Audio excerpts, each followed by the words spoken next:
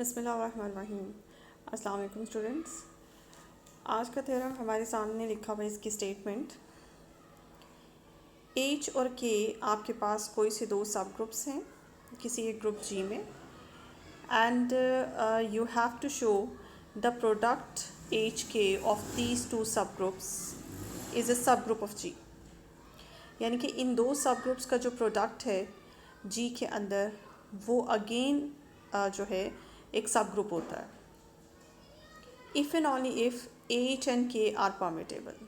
ठीक है, अगर एच और के परमिटेबल हैं तो इनका प्रोडक्ट सब ग्रुप होगा, अदरवाइज ज़रूरी नहीं कि सब ग्रुप हो। अब एच और के परमिटेबल होने का क्या मतलब है?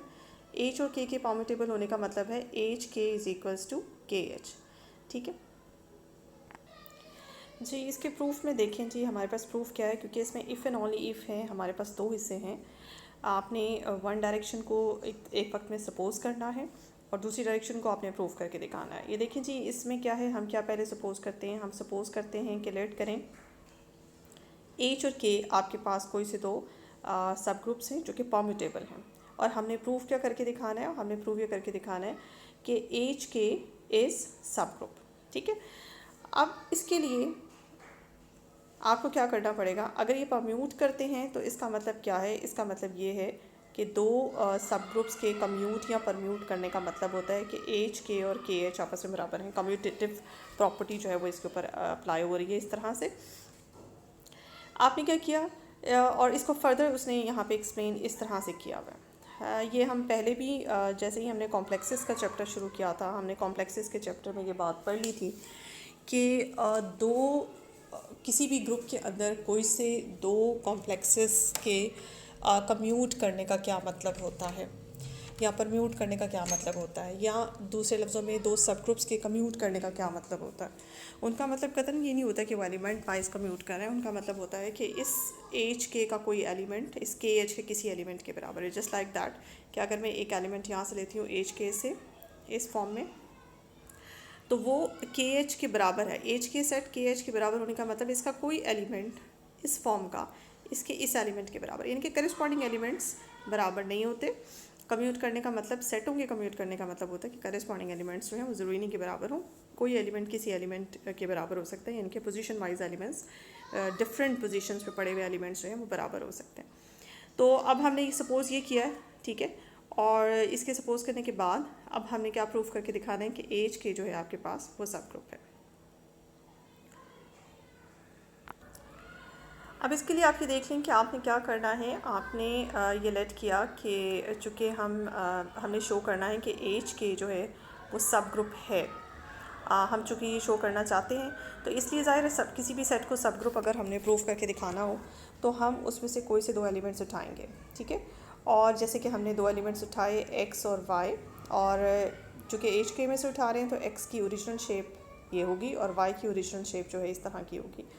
यानी कि x का मतलब h1 k1 है और y का मतलब h2 k2 है। और फर्दर हमने क्या करके दिखाना है,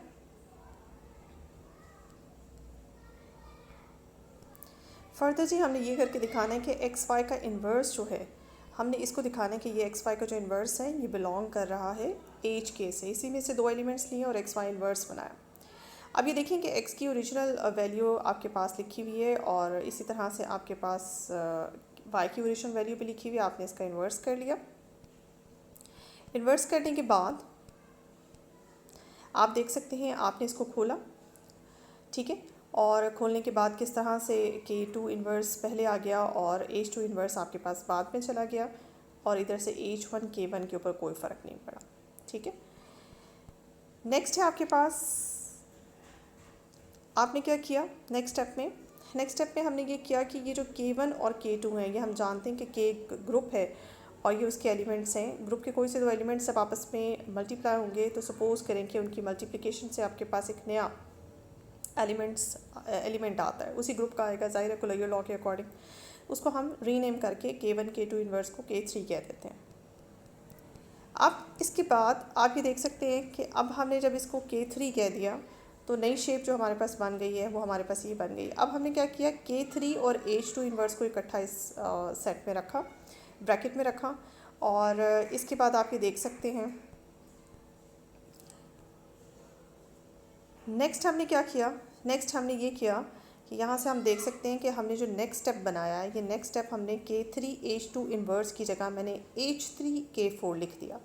वो मैंने क्यों लिखा, वो मैंने इसलिए लिखा क्योंकि हमारी सपोजिशन के अंदर है, हमारी सपोजिशन में है कि हमने HK को KH के बराबर इक्वल सपोज किया हुआ, ये हमारी सपोजिशन है कि ये सेट उस सेट के बराबर है। अगर ये सेट इस सेट के बराबर है तो फिर हम बहुत अच्छी तरह से जानते हैं कि इस सेट का कोई एलिमेंट K3H2 इन्वर्स, इसका कोई एलिमेंट K3H2 इन्वर्स इसके किसी एलिमेंट H3K4 के बराबर हो सकता है। तो हमने सपोज कर लिया कि इसका ये एलिमेंट जो है इसके इस एलिमेंट के बराबर है, इसको हमने रिप्लेस किया अकॉर्डिंग टू दिस, हमारी सपोजिशन के अकॉर्डिंग। उसके बाद हमने क्या किया, उसके बाद नेक्स्ट हमने ये किया कि H1 और H3 ये जो दोनों H के ही एलिमेंट्स और H एक ग्रुप है, और तो ग्रुप के कोई से दो एलिमेंट्स को लॉ के अकॉर्डिंग मल्टीप्लाई होकर जो भी आंसर आएगा उसको हमने सपोज कर लिया कि वो H4 है और वो भी H का ही एलिमेंट होगा, तो उसका नाम हमने H4 रख लिया सपोज करें।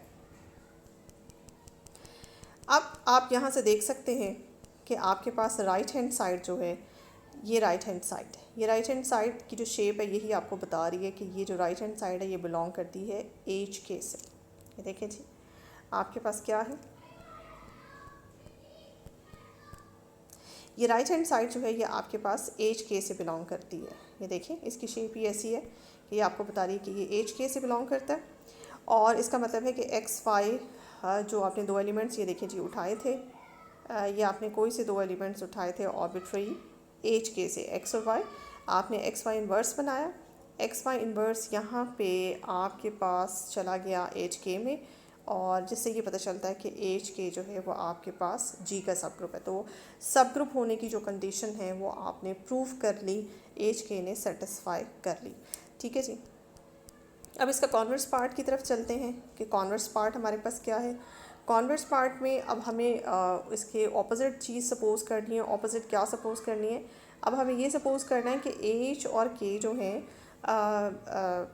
HK का जो प्रोडक्ट है वो आपके पास एक सब ग्रुप है। आपने ये सपोज करना है HK का प्रोडक्ट जो है वो एक सब ग्रुप है, और प्रूव करके दिखाएंगे कि H और K आपस में कम्यूट करते हैं। ठीक है, तो देखते हैं इसके प्रूफ की तरफ। ये देखिए जी, आपके पास है आपने कॉन्वर्सली में सपोज किया कि HK जो है वो आपके पास सब ग्रुप है, और आपने शो करना है कि H और K आपस में कम्यूट करते हैं। देखिए H और K आपस में कम्यूट करते हैं तो इसका मतलब है कि HK बराबर है आपके पास KH के। ठीक है, आपके पास H के बराबर है KH के, कम्यूट का मतलब है आपने ये शो करके दिखाना है। लेकिन जब दो सेटों को आपने इक्वल दिखाना है तो इसका मतलब है अगर आप ये दिखा दें कि first one is a subset of second one, यानी कि HK is the subset of KH, और एक दफ़ा आप ये दिखा दें KH is a subset of HK, तो इसका मतलब है ये दोनों बातें जो है मिल के ये बात प्रूव कर देंगी कि एज के आपस में बराबर है। ठीक है, तो आप ये दोनों बातें जो है ये वन बाय वन हम इसे प्रूव करके दिखाएंगे, जिससे आपको पता चल जाएगा कि एज के आपस में बराबर हैं के एच के। फर्स्ट पार्ट में आप ये देख सकते हैं, ये देखिए जी, फर्स्ट पार्ट में आप ये देख सकते हैं, मैंने वन का इसको नाम दिया है। फर्स्ट पार्ट में आप ये देख सकते हैं कि आपने क्योंकि दिखाना है कि एच के इज़ अ सबसेट ऑफ के एच, तो इसके लिए आपने एच के से एक एलिमेंट लिया, उसका नाम एक्स रखा। अब उसकी शेप जो है वो ज़ाहिर है एच के एलिमेंट्स जैसी होगी। एच के में जितने भी एलिमेंट्स पड़े हुए हैं वो इस शेप के हैं। अब चूँकि हम ये सपोज़ कर चुके हैं कि एच के आपके पास एक सब ग्रुप है, तो हर सब ग्रुप के अंदर जो भी एलिमेंट बिलोंग करता है उसका इन्वर्स भी सब ग्रुप में होता है। तो इसका मतलब है एक्स का इन्वर्स भी एच के से ही बिलोंग करता है। अब एक्स की वैल्यू लिखी, एक्स की वैल्यू है जी एच के, उसका इन्वर्स बनाया, उसको खोला। एच के का इन्वर्स जो है खोलते खिलाते आपके पास के इन्वर्स एच इन्वर्स आया। के इन्वर्स बेसिकली के का एलिमेंट और एच इन्वर्स जो है वो एच का एलिमेंट है। इसको रीनेम करके के प्राइम और इसको रीनेम करके हमने एच प्राइम लिख दिया। अब ये शेप जो है राइट हैंड साइड ये शो कर रही है कि ये एलिमेंट तो इस शेप का एलिमेंट जिसमें के पहले होता है लेफ्ट पे होता है और एच राइट पे होता है, ये तो के एच का एलिमेंट है।